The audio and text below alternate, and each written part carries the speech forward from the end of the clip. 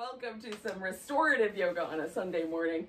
So we're gonna start in a back bendy pose, and you can choose to do the one that I'm gonna describe, or if you would rather, you could do a supported bridge, or even legs up the wall, or legs up over the couch, something like that. So what I'm gonna set myself up with is called mountain stream pose, or at least that's what I call it.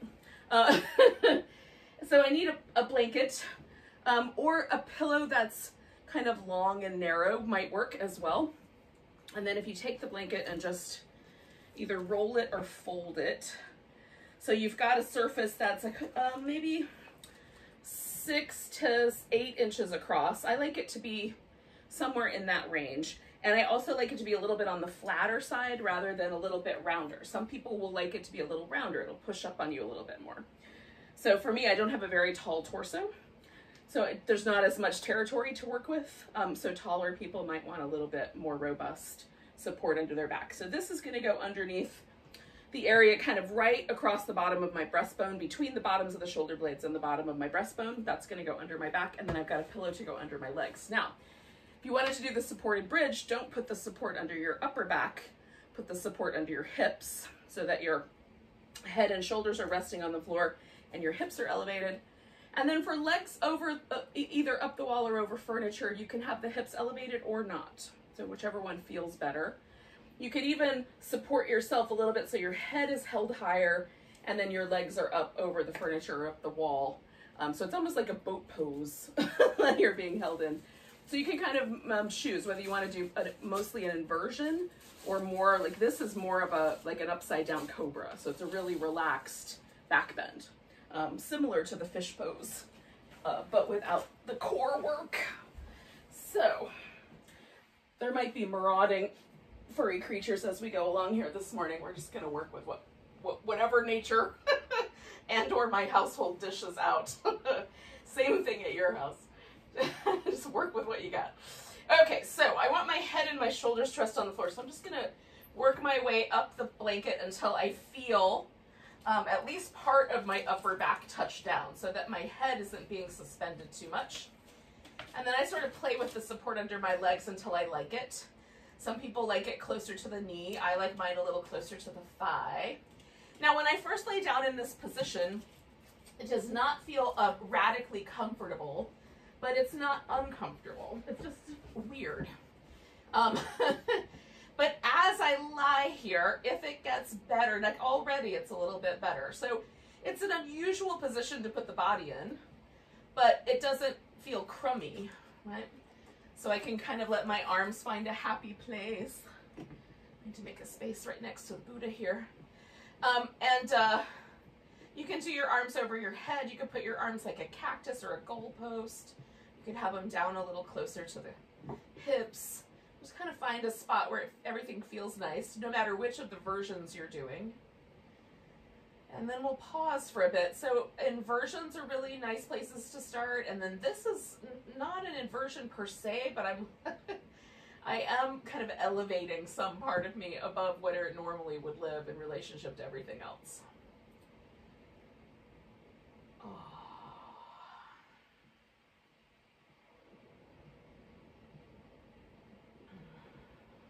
And then settle in, let yourself relax. So the keys to restorative yoga are start with the props and get yourself supported so that you don't really have to do any work. We want the muscle tissue to get really relaxed. And then you might have to fiddle a little bit, like add a little bit of extra, you know, like a little tuck of a blanket under a hip, or a little tuck of a pillow under a shoulder. So just use the soft props that you have around you. Even towels work really great. Little rolled up hand towels or rolled up bath towels work great in certain instances under the neck or under the hip. So you can use lots of anything that's fluffy, kind of soft. And then you just prop yourself so that you can stay supported. You can let go. And then once the body is in that position, we have to consciously relax. Right? So that's our task. While we stay here, we breathe as deep and smooth and rhythmic as this makes sense without straining. Just let your body breathe. Nice, even deep breaths. And consciously let go. So for me, I carry a lot of stress and tension in the muscles around my neck, my shoulders and upper back, and in the muscles in my face. Those are my primary places. Every now and then I'll feel myself gripping the muscles in my hips as well. So I just scan through those areas, just come to awareness of my face, my forehead, my shoulders, and as I find any little pockets where my muscles are holding on, or there's a tension or a gripping with the muscle, I try to consciously let go. And that's the meditative part of it. It's just to stay present with whatever's occurring in the body, the mind, and the heart, and we just stay with it, try to relax into it.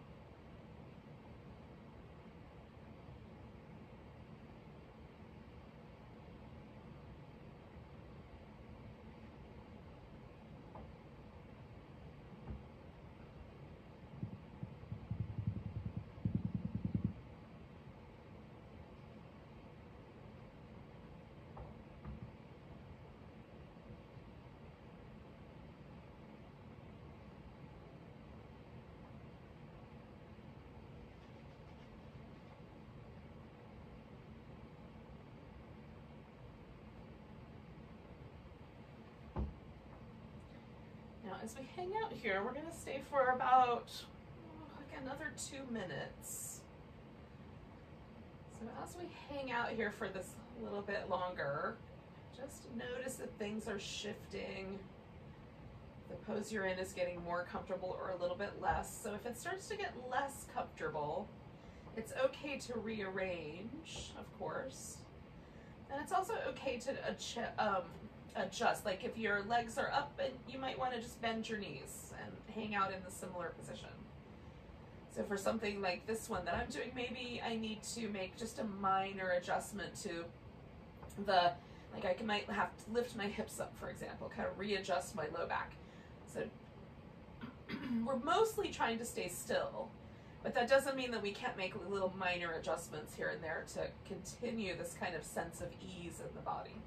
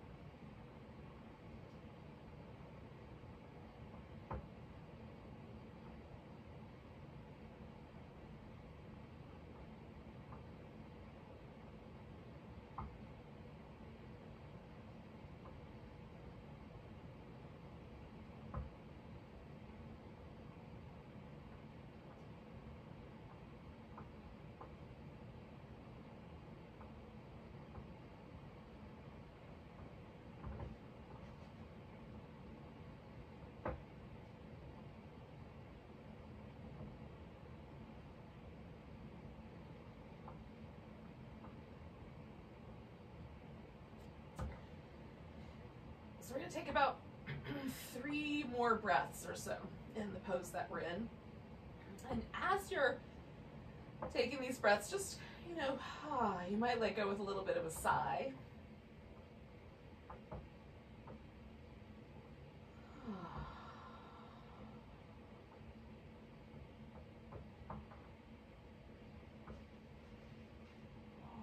Now we want to move slowly and with the least amount of disruption possible. So depending on what you were doing, for me, I'm just going to put my feet on the ground, roll to my side, and get the blanket out from under me. If you're doing a legs up the wall, you might want to bend your knees and kind of hug your legs in, take a few breaths there, roll to your side, take a few breaths there, and then come back onto your back. You might need some head or neck support once you get onto your back. So you're welcome to kind of stack up a blanket or two or some pillows to make the support for your head the right amount. I like to have like one little blanket under my head if I can, if I've got enough. But any more than that feels a little too, like it's a little too much. So you just have to find the right amount for you. And then we're just gonna recline on our back for a bit. Now, you can do a little bit of movement. I like to do like these little windshield wipery things with my legs. Just kind of letting them go back and forth. I also find it useful, especially if I've done the little mountain stream pose, to kind of reach my arms up towards the ceiling and actually kind of press my upper back into the floor as I rock. Just along that place where the blanket was, it feels really nice to sort of massage all those muscles against the floor a little bit and just release any residual tension that might have happened getting out of that shape, being in that shape. So I can still feel like my back is still making adjustments. There's still this kind of sense of an impression going on there in my upper back. I'm gonna wait that out before I do anything else with my back, but we're gonna do two poses. So we're gonna do one on the right and then we're gonna do the second pose on the right, and then we're gonna switch. So we're gonna do two poses on one side, two poses on the other side. So the first part of this, we can probably get started with without worrying about the back. The second part will just, you know, hopefully we'll have had enough time that everything will be fine. So the first part is, it's like a pigeon or a cow face pose upside down. So the simplest way to approach this is to start with your feet resting on the floor and then take one leg and throw it up on top of the other. And if this feels like enough structure that your legs don't want to fall apart and there's no gripping in your thigh muscles, inner or outer hip, to try to hold this in place, this might be enough.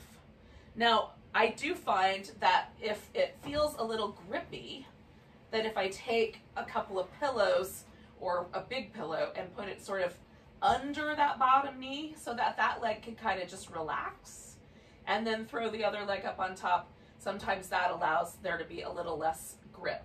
Sometimes it helps me too to use a yoga strap around the thighs. So that's how I'm gonna do this today. I'm gonna use this pillow, but I might wind up leaving my foot resting on the floor, but the strap is the ticket for me. So if I take the strap around both of my legs and then throw that leg up on top and then tighten it around my thighs about where they want to hold out anyway, then I can kind of relax my thighs a little bit more, and it doesn't feel like I have to hold them together to stay in this position. The strap is kind of doing all the work for me. So my inner thighs relax a little bit better. So this is how I'm going to set myself up for this little cow face pose. And I also feel like when I rest here, there's a little teeny tiny bit of sensation in my outer hip. And with restorative yoga, that's what we're going for. If this were yin, I might bring my legs closer in toward me so it's a little spicier. But with restorative, we're really going for it to just be relaxed. So I'm covering everything up with a blanket, so hopefully that's not problematic. If it is, you can let me know, and I'll give you another chance to take a look.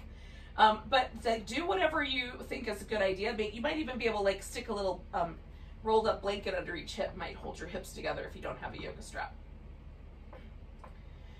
Or, you know, you can, whatever you might have, you can just tie a knot.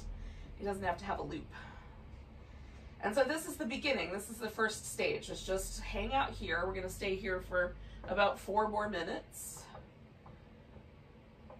Letting ourselves relax nice and deeply as best we can around the hips. given the fact that there is potentially a little teeny tiny bit of spiciness. There might be more spiciness on your end, in which case you might slide the legs a little wider apart.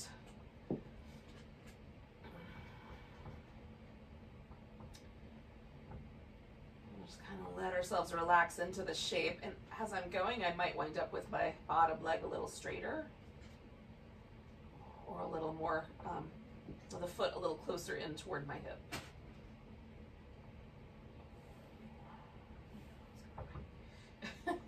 Again, so for me, like as I let go and as the pose gets, get more relaxed in the pose, I find sometimes I have to make little tiny adjustments. So don't be afraid to do those and then come back to being relaxed.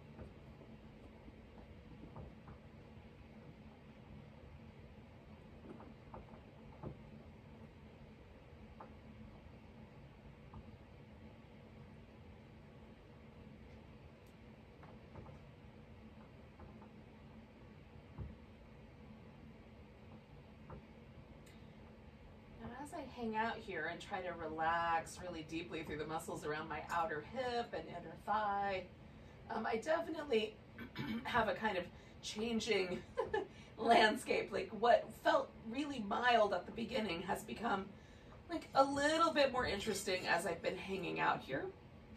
So if it gets to be too interesting and starts to feel spicy, I might change my pose up a little bit. But for now, just letting go into it is the kind of practice for me. Notice if things, because what happens when things get too spicy is that I'll find myself tensing up. So as long as I can maintain a sense of being really relaxed and soft in the pose, then I'm willing to stay. But if it starts to get to the place where I start tensing up, I definitely am not going for tension. So I'll switch it around. So we're going to stay for about another minute or so.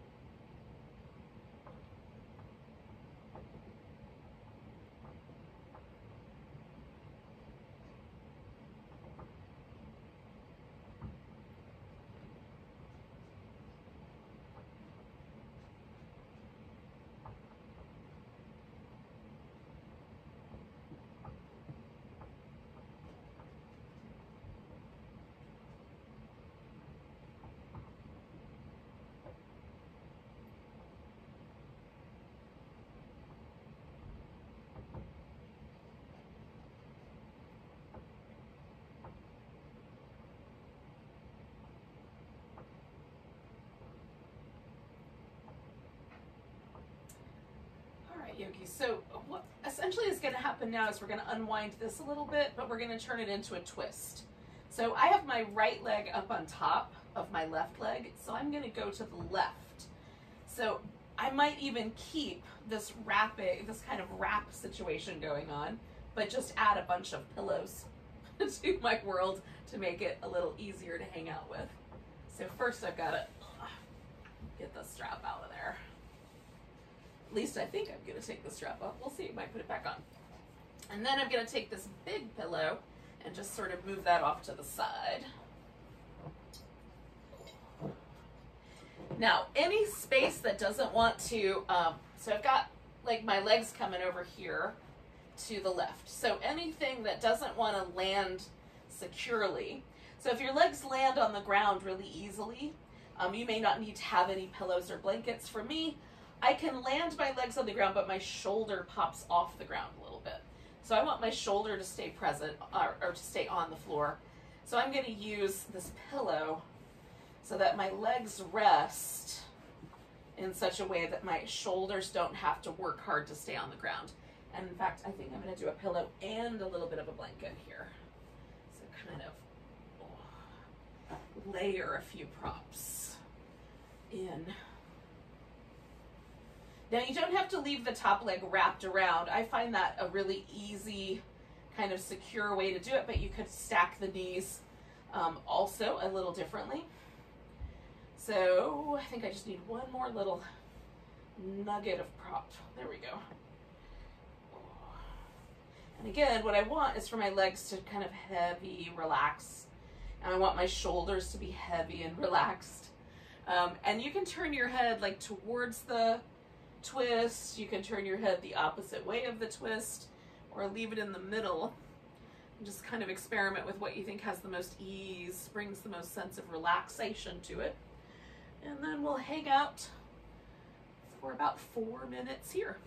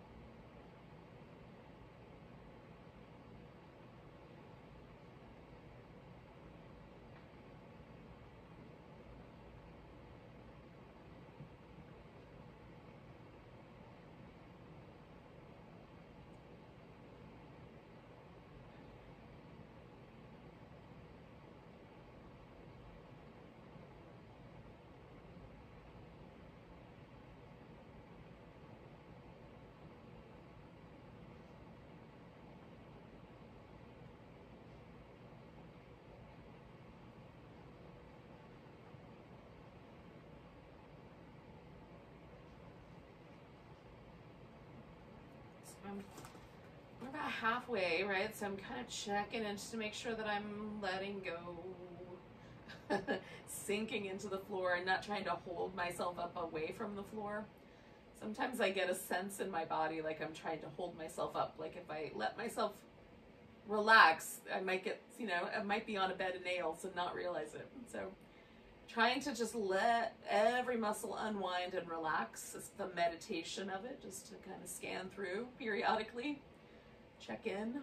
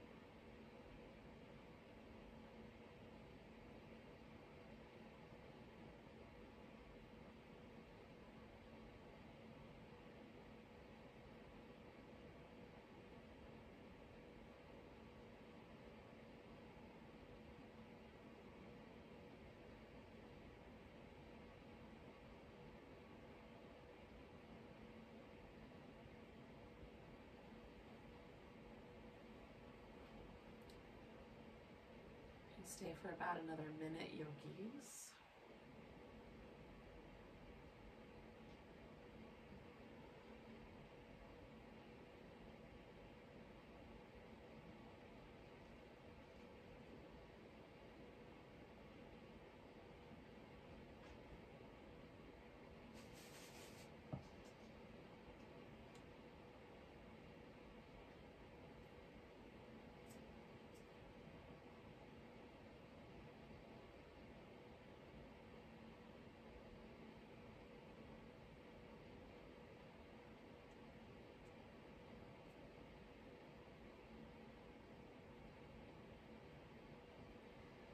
Let's do a couple more breaths just where we are.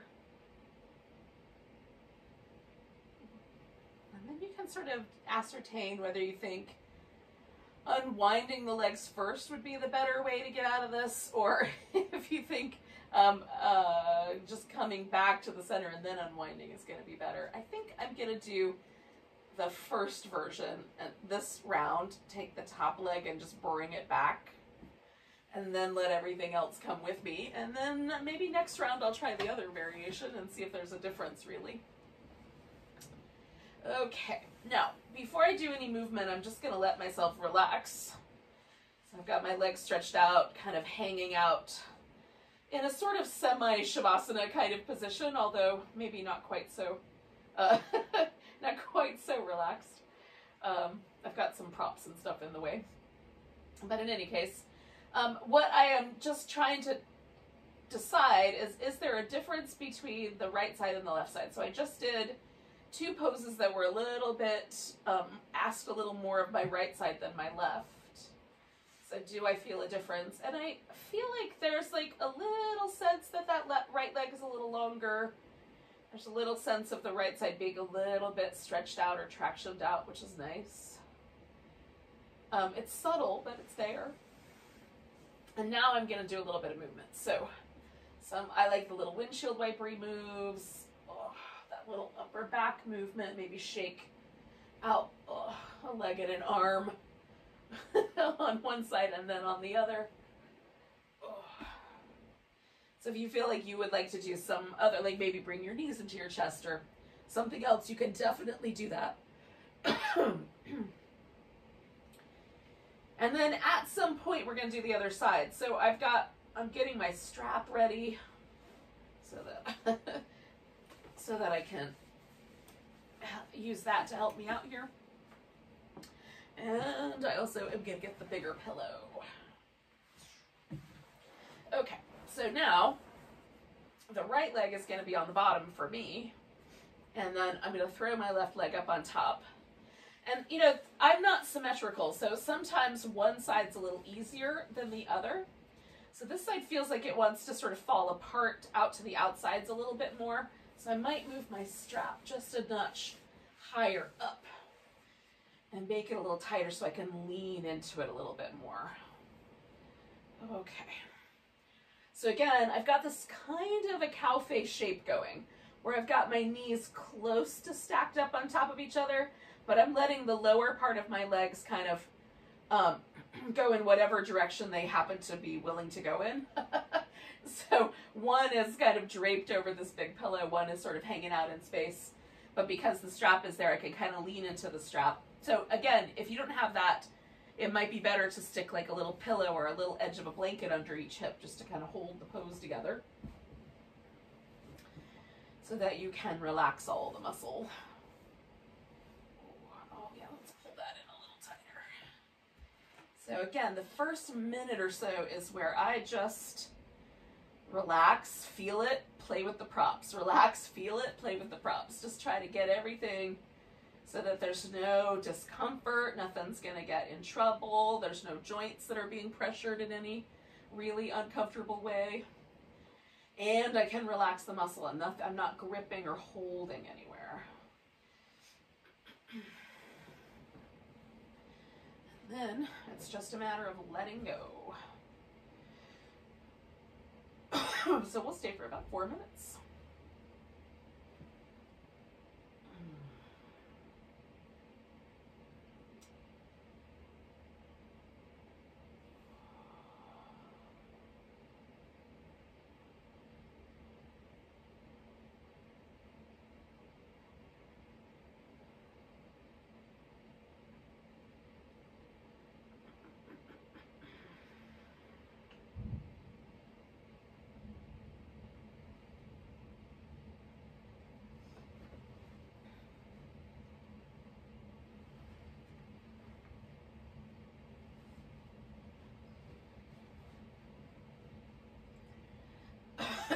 So again, as my muscles start to really let go and relax, I find sometimes things shift a little bit. I have to make tiny adjustments.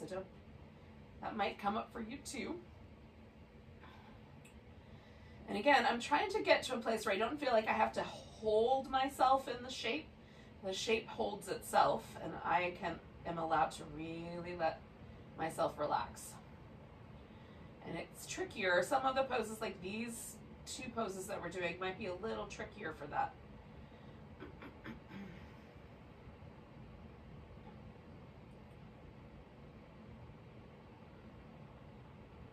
So if the pose gets like a little less distinct, like my legs are kind of, again, the inclination is for them to want to kind of fall apart, and I can feel that. So I've got the strap holding me, but I'm not worrying about the fact that my knees are no longer exactly over top of each other. There's like a little bit of softening that's happening out toward the edge. That's all right.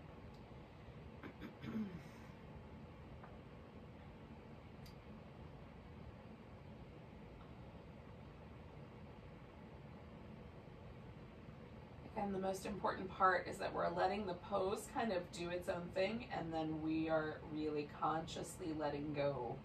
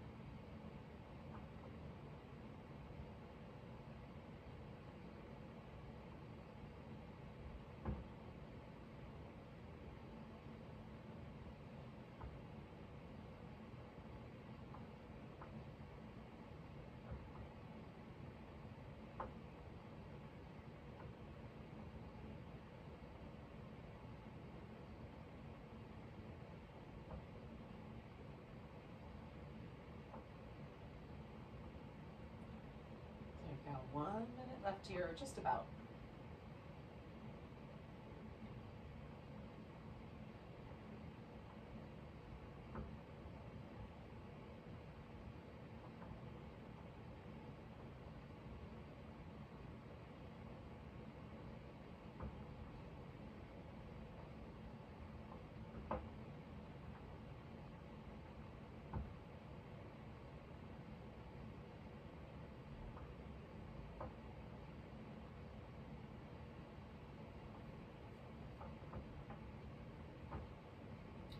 Take 3 more breaths where I am, and then again I'm going to kind of slowly morph this into the twisting version of this shape.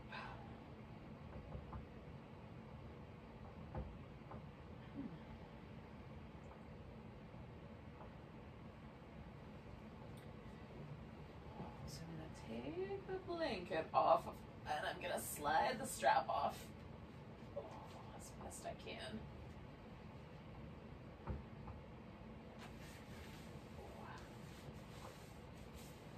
Now, still kind this twisty shape. I'm gonna try this out. Let's see if that will work out okay. And again, I'm just kind of fiddling with it until I figure out if I need some extra support.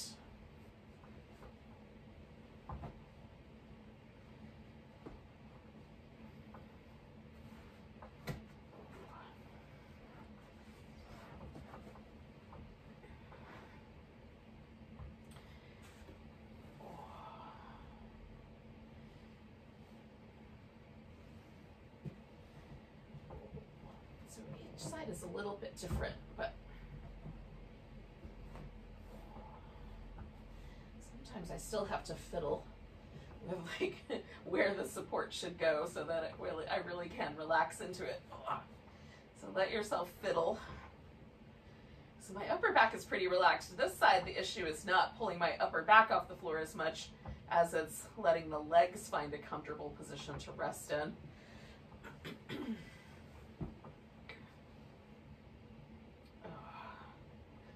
All right, maybe.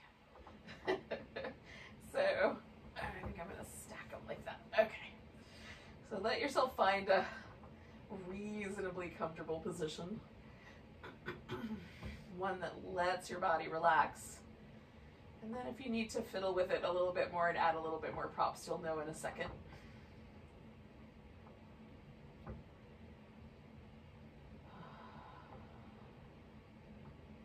Again, the goal is for everything to relax, so there's a little bit of a twist in the spine. And I think that the issue I'm having is I don't have enough of that. There we go.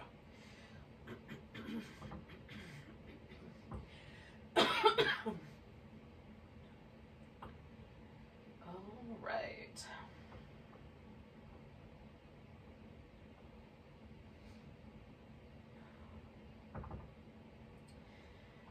So again, we use whatever props we need to get the body reasonably secure so that everything can kind of lean into the floor, lean into an object. And then the conscious effort of just letting go. Maybe it's an effortless effort. Maybe we have to be a little more vigilant to keep ourselves from tensing up. Just use our mental effort, the breath, to allow the body to unwind. That's what we're here for.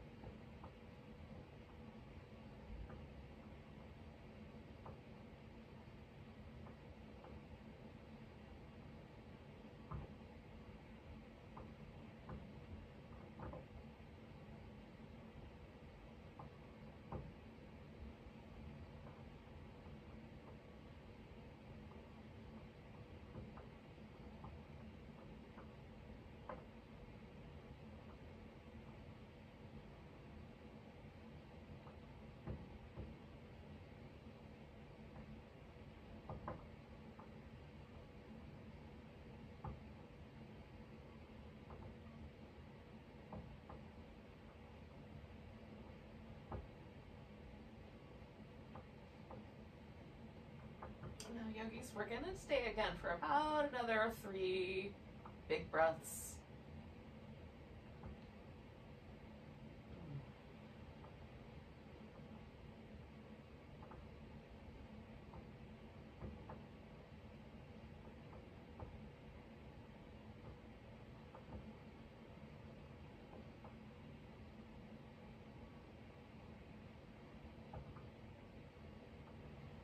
And then last time, the way that I unwound was I took the top leg off the top of the stack. And this time what I'm going to do instead is bring everything back together and then unwind the leg. Oh, I don't know if it made that big a difference, but I may have liked the second thing better. So I might keep that in mind for next time. But, oh, again, just stretching out for a moment and feeling how things went here with the outer hips. Like, is there a sense that I'm a little more symmetrical now than I was at the before I did the second side? Feels pretty good. Now, while we're here, we're kind of messing around in the hip hip area of the world. We'll do a little movement pattern that I really love for the hip flexors. So most of our target has been on this kind of outer hip area.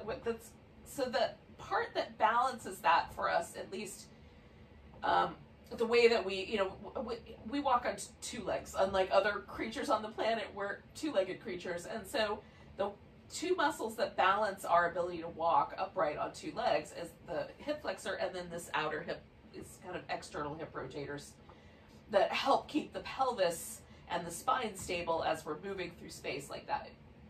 So we did the outer part. So this is really for the inner part, for this kind of hip flexor area. So the hip flexor, there's a lot of muscles that act to help the hips flex. The primary hip flexor is a combination of two muscles.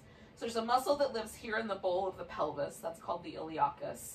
And then there's a muscle that comes all the way up, and it's not on the front of the body, even though I'm pointing at the front of my body, it's on the back body.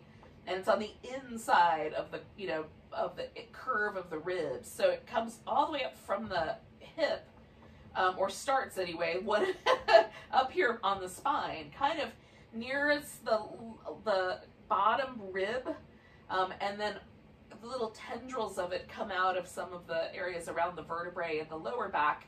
And then the muscle itself is quite thick and ropey and comes down to meets this bowl of the pelvis, and together they go over the front of the pelvis and attach to a little knob on the femur bone called the lesser trochanter. So it's just a little bony protrusion where that attaches.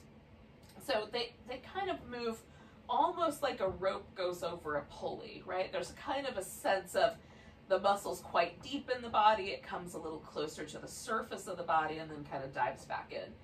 So we're going to do a movement pattern. So rather than a pose, it's a movement that is theoretically going to help release some tension in the hip flexor.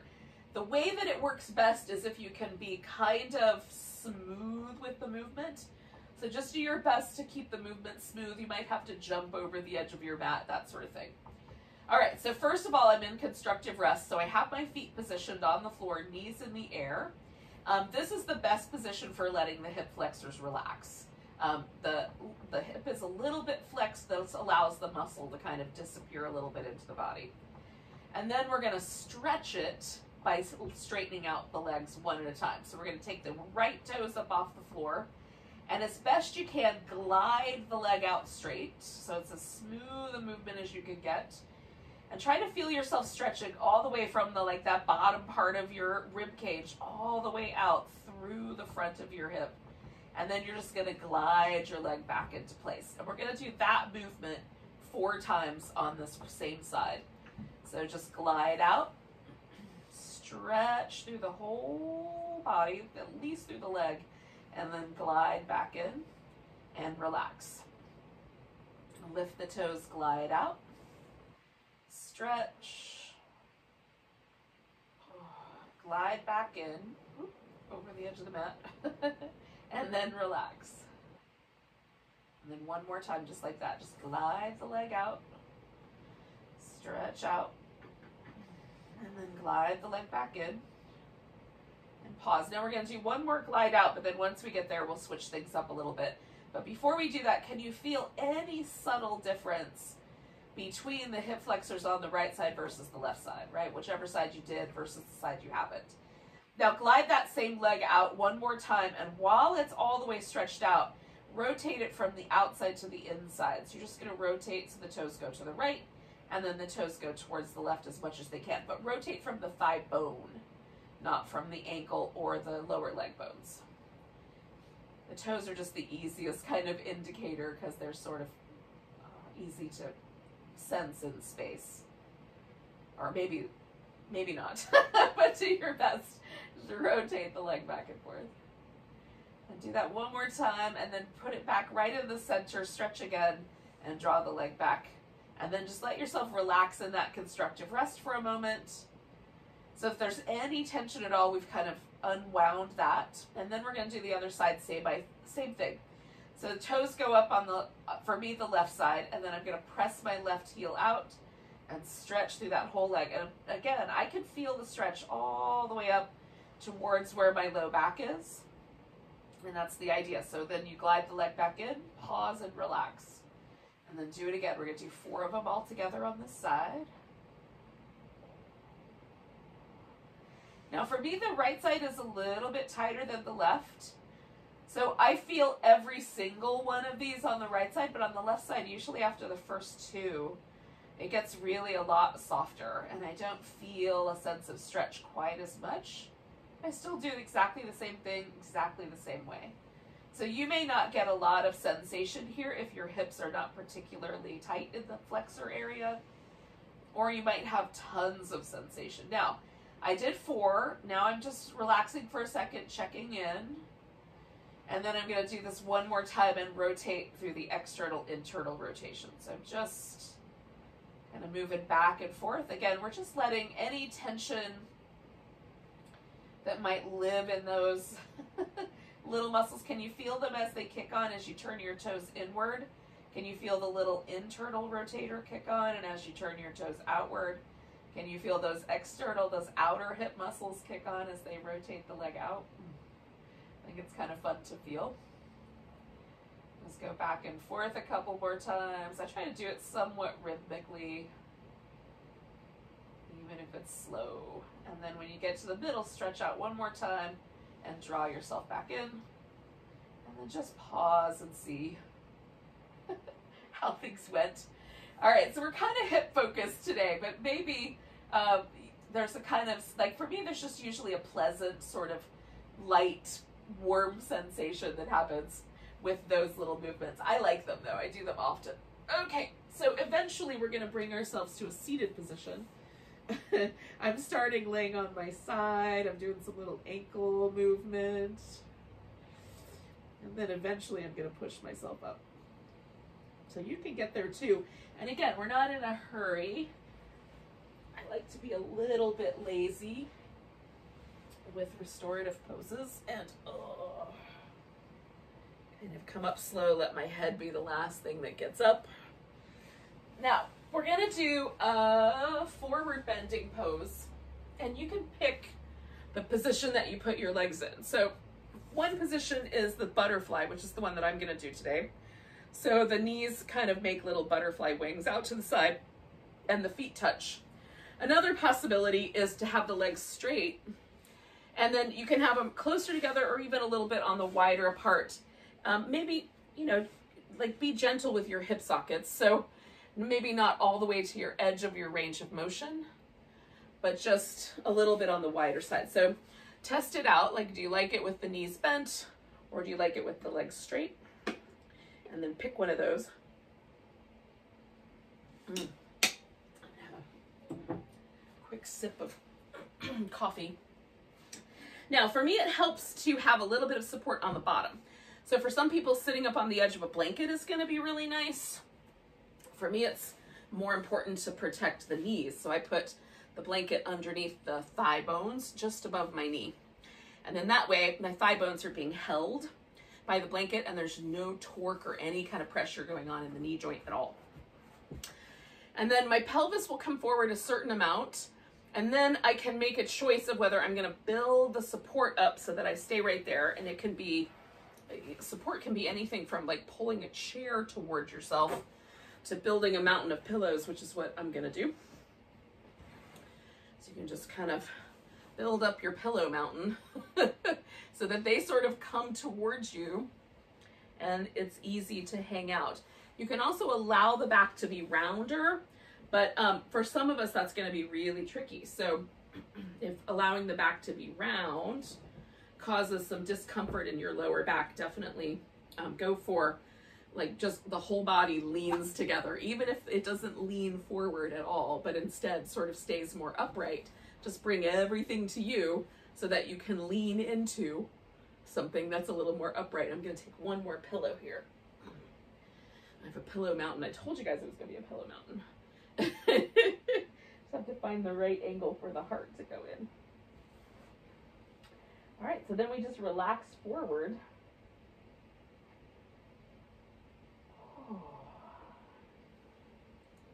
So with every restorative class, I try to have some elements of like some sort of a back bendy shape, some sort of a forward bendy shape, some sort of either a twist or a side bend, sometimes both, so that I get kind of all of the basic movements that the spine wants to do.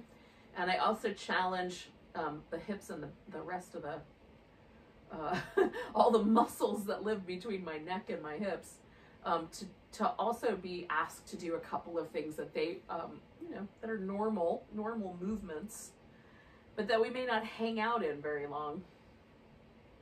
So if you find yourself hanging out in forward bending shapes more often, do them for a little bit less time. And vice versa, if you find yourself in back bending shapes more often, do those for a little bit less time, and do the ones that aren't as common for a little bit longer. So for me, forward bending is way more common. It's more my forte. So I'm not going to hold this one quite as long, but you know, just in your own practice, you can think about it differently. We're going to stay here for about another 4 minutes.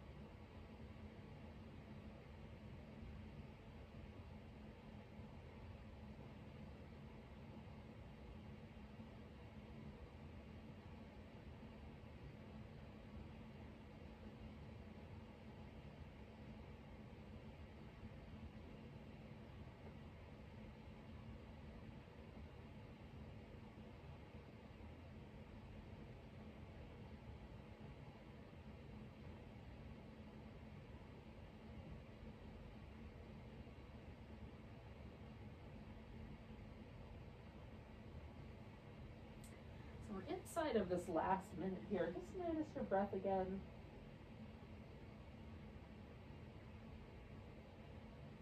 One of the things I really love about forward bending is that I can feel the breath in my back body more than in the front.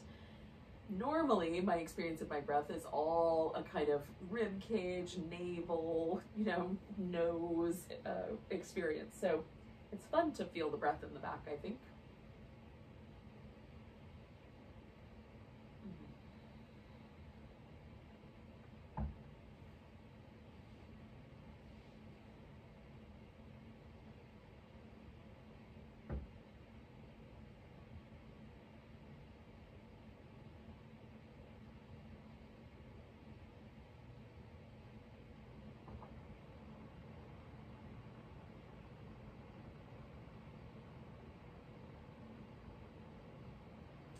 When you're ready, you're going to take a big breath and hold that breath in.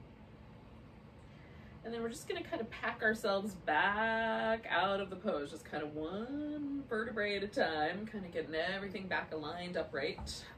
Unwind the legs. And then kind of slowly you can start some movement. Now I'm just going to sit in a cross-legged sitting position because we're going to do a little bit of movement for the neck and shoulders before we do our final pose. So whatever works for you, if you want to sit up on the edge of a pillow or on the edge of a blanket, I'm gonna maybe tuck a blanket in underneath each knee just to make that a little more comfy. And then just make sure that you're mostly sitting upright. Now I'm waiting for my spine to kind of adjust the fluid before I get going here with the neck, so it gives me time for one more sip of coffee. Notice for yourself, like, do you still kind of feel like you're moving in that forward bending shape, or has everything kind of resettled?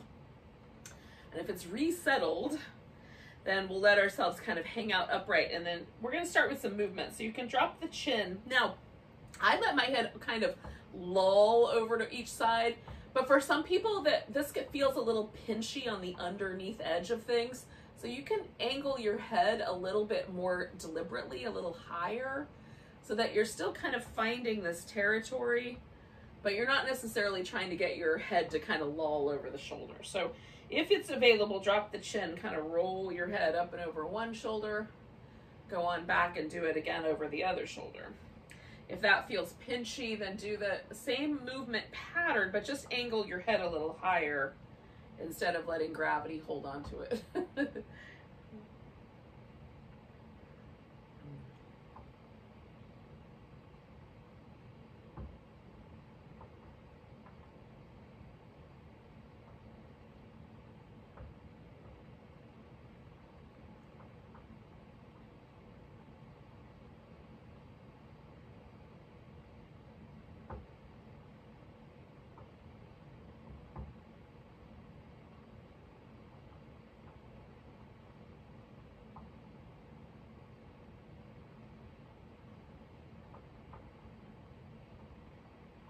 Okay, so I'm going to do one more of these, and then we're going to come back to the center.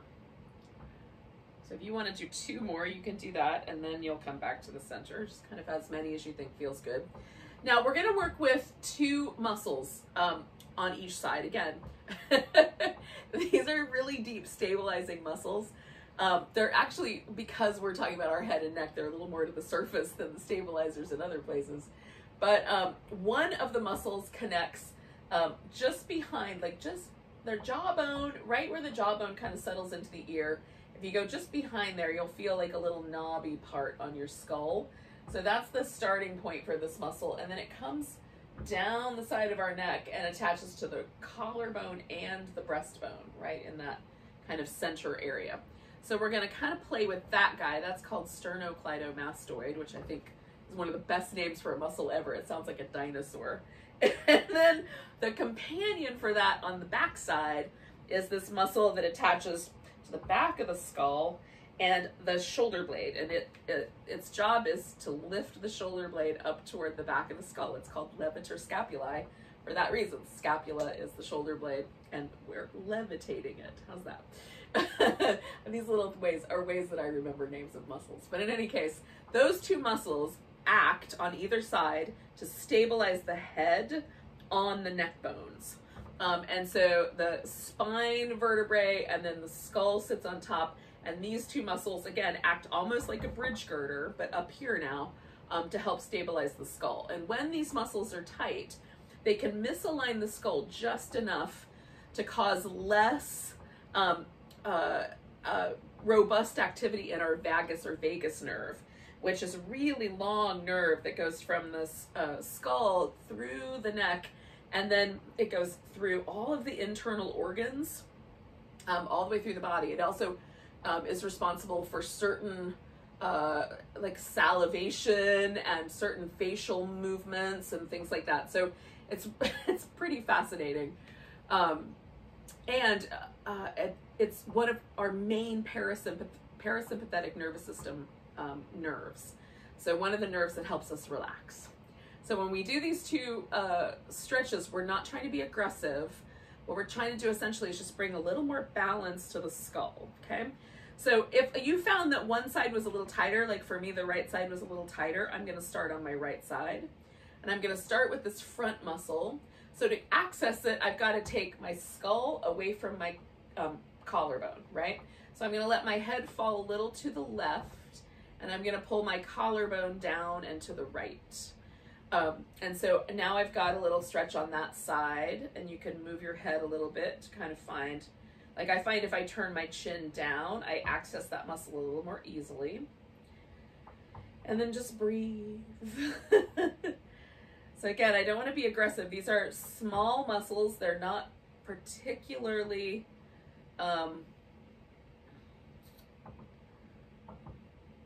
you know, like the muscles in our hips are super thick, super big muscles. These guys are a little smaller, so they're not as robust. And I just, because of all the nerves that are operating in this area, I want to be a little bit kind. If you start to feel any numbness or tingling in your fingers or your arm, definitely realign or back off a little bit. Okay, so I'm going to do 2 more breaths because it's finally sort of softening. I'm getting a sense of a little bit of release there. And then when I come back, I'm going to bring my shoulder back first, and then I'm going to bring my head back. And then just feel. Now I'm staying on my right side, but right automatically I can feel that there's a slight difference in the right shoulder versus the left. So now I want to stretch on the right side the same muscle, or the companion muscle, this one going up the back. So again, this attaches my shoulder blade to the back of my skull. So to get to it, I need to take my skull away from my shoulder blade. So I'm going to let my head fall forward, and then I'm going to pull my right shoulder blade down. And I might find, like, if I turn and lean just a little bit to the left, that I can get to that muscle a little bit more easily. If I lift my shoulder blade, the stretch goes away, so I know I'm in the right spot. And then just hold steady with that and breathe.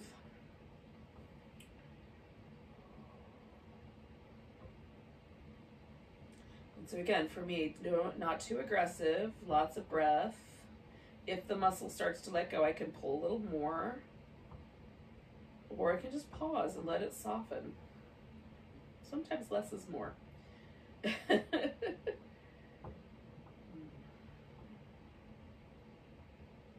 So one of the things that's cool to me is that, for me at least, neck muscles tend to soften way faster than hips do.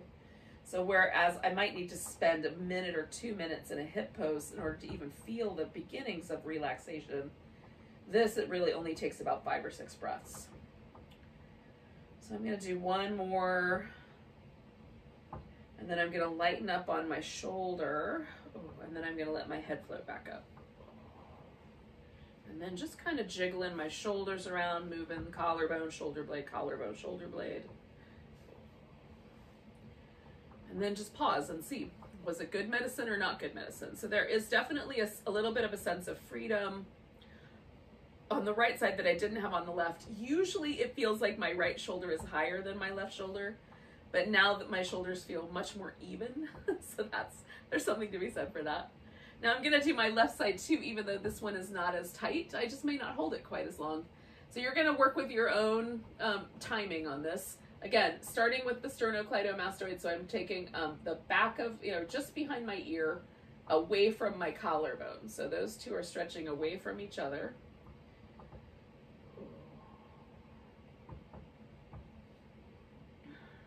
Again, sometimes I find if I turn my head like either up or down a little bit, I access that muscle a little more effectively. And the left side is already like melted and soft for me. So I'm gonna go ahead and switch. But if this side feels a little more intense for you, stay longer. So I'm just gonna take the shoulder blade away from the back of my skull.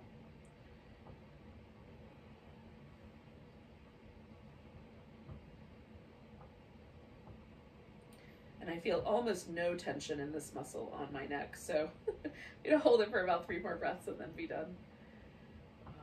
Whereas on the right side, I felt a great deal more. So that tells me already, like probably my sleeping patterns misalign my skull a little bit because I've got more tension on one side than I do on the other. I might want to spend a little more time investigating other alternative sleeping positions, but but doing these little stretches with the neck definitely creates a sense of well-being. And then if I kind of accompany that with just a little bit of a massage in that area where those nerves come out of the back of my skull, those little occipital ridges, and around the base of my skull, it just feels nice. And then just notice, like, is there a little less pressure around that kind of neck and shoulder area? And if you want to do some little shoulder circles, those feel nice too. And then, my friends, we're just going to do our final pose, which for me is going to be Shavasana. But if you opted for the back bend at the beginning and you would like to do legs over the chair or something like that now, that could be your final pose. So just pick one that you like.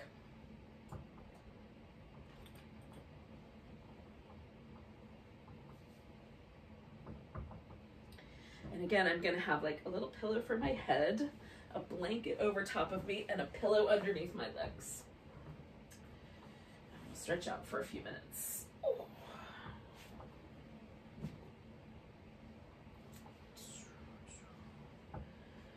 Oh, so now that I've done this little work with my neck, as soon as I put my head down, there's this kind of really interesting, like, I feel like I've got a tiny bit more room between the top of my shoulder and my ear.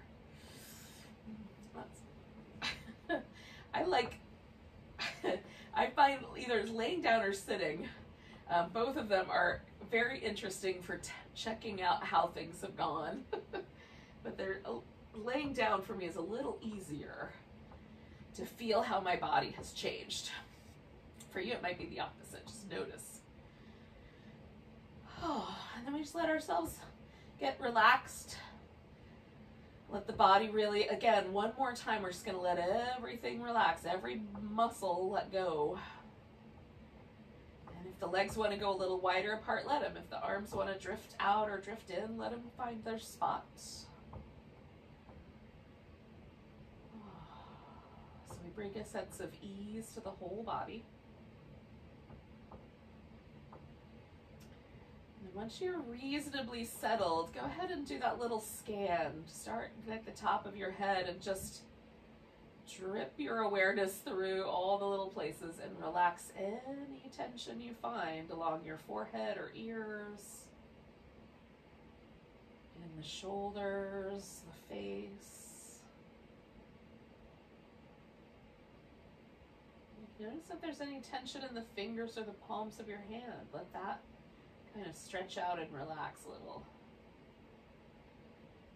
Again, for me, the shoulders are usually a place to notice, so really finding the sense that my shoulder blades are able to just rest on the floor and my chest muscles can relax.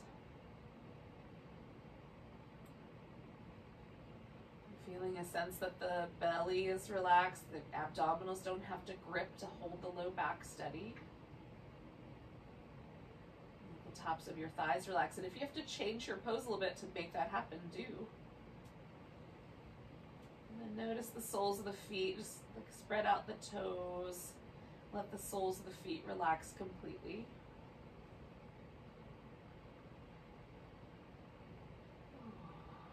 Whole body relaxed.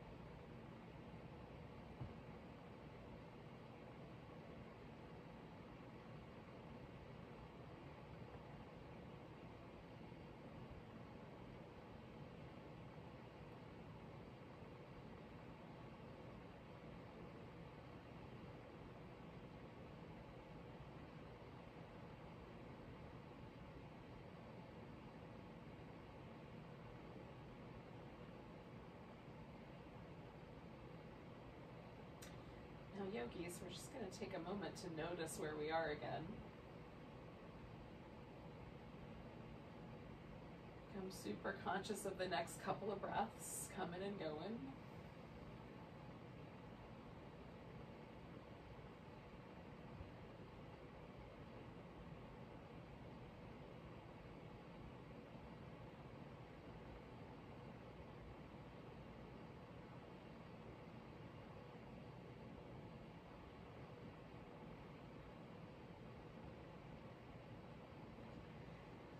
When you're ready, you can start to sort of stretch, take a deeper breath.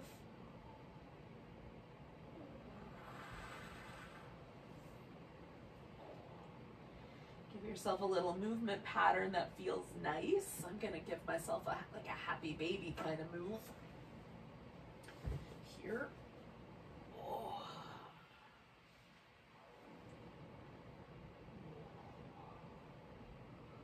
Again, not necessarily being in a hurry, but we're going to eventually wind up sitting up. So I'm going to lay on my side for a moment.